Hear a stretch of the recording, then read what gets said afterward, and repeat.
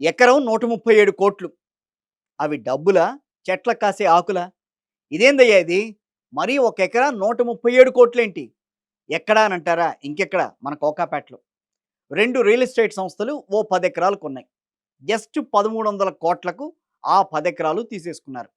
అమ్మింది ఎవరో తెలీదు గానీ, ఇక్కడ కామన్ మ్యాన్‌కొచ్చే డౌట్ ఏంటంటే, ఈ భూముల ధరలు ఎవరు పెంచుతున్నారు? ఎవరి కోసం పెంచుతున్నారు అనేది. రియల్ భూమ్ అంటున్నారు. కానీ ఇది భూమా? లేదు. సామాన్యుల బుర్రలు బద్దలయ్యేలా ఉందని, వాళ్ళ మీద వాళ్ళే విరక్తితో కూడిన సెటైర్‌లు వేసుకుంటున్నారు. అరే! ఎవడో రియల్ ఎస్టేటోడు ఎకరాకు 100,00,00,000, 200,00,00,000 పెడితే, అక్కడ కట్టే బిల్డింగ్‌లు ఎంతకమ్మాలి? ఎంత తక్కువ అనుకున్నా ఓ డబుల్ బెడ్‌రూమ్ ఫ్లాట్‌కు ₹1,00,00,000 పెట్టాల్సిందే గదా! నిజంగా అంత స్తోమత, అంత డబ్బు పెట్టే దమ్ము పేద, మధ్యతరగతి వాళ్ళకుంటుందా? అని ప్రశ్నిస్తున్నారు. అడ్డగోలుగా భూముల ధరలు పెంచుకుంటూ పోయేది, పేదలను తరిమేసి, పెద్దలను సంకెక్కించుకునేందుకేనా అని నిలదీస్తున్నట్టు గూడా. అయినా డబ్బు లేని వాడి బాధ వినేదెవరు?